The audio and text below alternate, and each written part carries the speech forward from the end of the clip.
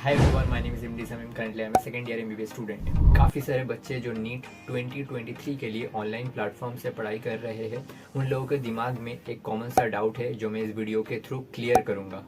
कुछ स्टूडेंट ऐसे हैं जो ऑफलाइन से ऑनलाइन की ओर शिफ्ट हुए हैं एंड कुछ बच्चे ऐसे भी हैं जो ब्रांडेड कोचिंग के लिए एक बड़ा अमाउंट अफोर्ड नहीं कर सकते, तो उन लोगों को ऑनलाइन के थ्रू ही अपना प्रिपरेशन कंटिन्यू करना है। एंड कुछ स्टूडेंट ऑफलाइन कोचिंग में पढ़ते हुए भी ऑनलाइन प्लेटफॉर्म्स का वीडियो लेक्चर्स वगैरह देखते रहते हैं। खैर वो बात अलग है, इसमें कोई गलत बात नहीं है। अब बात आता है कि ऑनलाइन से कैसे पढ़ के सिलेक्शन लेंगे या फिर ऑनलाइन पढ़ के सच में सिलेक्शन होता है या नहीं। तो इस वीडियो का टॉपिक ये है कि कैसे ऑनलाइन प्लेटफॉर्म से पढ़ के सिलेक्शन लेंगे। फर्स्ट ऑफ ऑल मैं एक बात क्लियर करना चाहता हूँ कि ऑनलाइन से पढ़कर सिलेक्शन होता है या नहीं। तो देखो यार, एग्जाम्पल के तौर पे मैं किसी XYZ बंदा या बंदी का नाम नहीं लेना चाहता हूँ। आप लोग एग्जाम्पल के तौर पे मुझे ही देख सकते हो। मैं कम्प्लीटली 2 साल सिर्फ ऑनलाइन से पढ़कर ही सिलेक्शन लिया है। अब मैं कुछ पॉइंट्स बताऊंगा कैसे मैं ऑनलाइन प्लेटफॉर्म से पढ़ के सिलेक्ट हुआ हूँ एंड आप लोग भी कैसे ऑनलाइन प्लेटफॉर्म को इफेक्टिवली यूज करके सिलेक्ट हो सकते हो। Listen each and every point very carefully. तो पहला पॉइंट, सपोज आप किसी ऑनलाइन प्लेटफॉर्म से पढ़ रहे हो, इट मे बी फिजिक्स वाला, it may be Biomentors, what ever it. तो उस प्लेटफॉर्म पे जब लेक्चर रिलीज हो रहा है, सपोज 11 बजे लेक्चर रिलीज हो रहा है, तो आप लोग ट्राई करो कि 11 बजे ही उसे देख लो, डिले मत करना। एंड एक दिन में अगर 4 लेक्चर रिलीज होने वाला है तो आपको एनी हाउ एक दिन में उस 4 लेक्चर को कंप्लीट करना है, बैकलॉग नहीं बनाना है। एंड लेक्चर के साथ साथ जरूर नोट्स बनाएं। स्पेशली फिजिक्स एंड केमिस्ट्री का तो नोट्स बनाना ही पड़ेगा। अगर आप चाहो तो बायो का नोट्स स्किप कर सकते हो, बायो का नोट्स उतना ज़रूरी नहीं है। NCERT is more than enough for bio. Lecture complete होने के बाद उस टॉपिक से रिलेटेड आपको 40 to 50 MCQs जरूर सॉल्व करना है। एंड जैसे ही एक चैप्टर खत्म हो जाए, उस चैप्टर का सारा PYQs यानी कि प्रीवियस ईयर क्वेश्चंस आप लोगों को सॉल्व करना है। इंपॉर्टेंट बात, पढ़ना is not enough.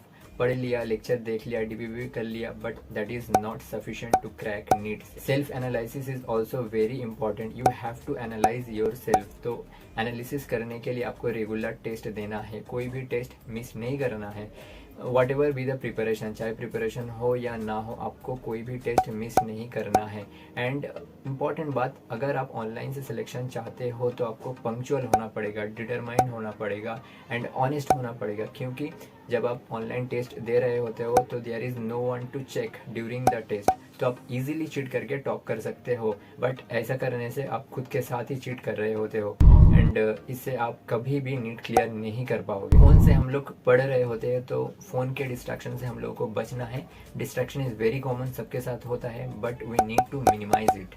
Try to use DND or focus mode while you are studying, or you can simply do is turn off the notifications of social media apps like WhatsApp, FB, Instagram. In this way you can decrease the distractions.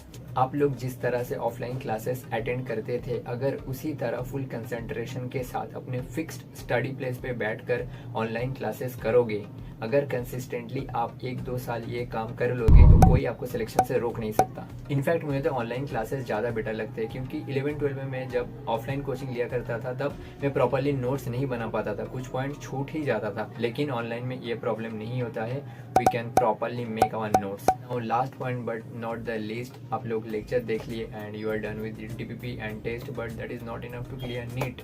You have to increase your hours of self study. जब तक आप लोग NCERT के ऊपर पकड़ नहीं बनाओगे तब तक सिलेक्शन होना मुश्किल है। क्लियर सी बात। सिलेक्शन के पीछे टीचर्स का रोल होता है 30% एंड एक स्टूडेंट का खुद का रोल होता है 70%। So that's all for today. इसी तरह से आप लोगों को मेहनत करते जाना है एंड सेलेक्ट होके दिखाना। If you feel any problem you can DM me in Insta or comment below in the comment box without any hesitation. Thank you, all the best.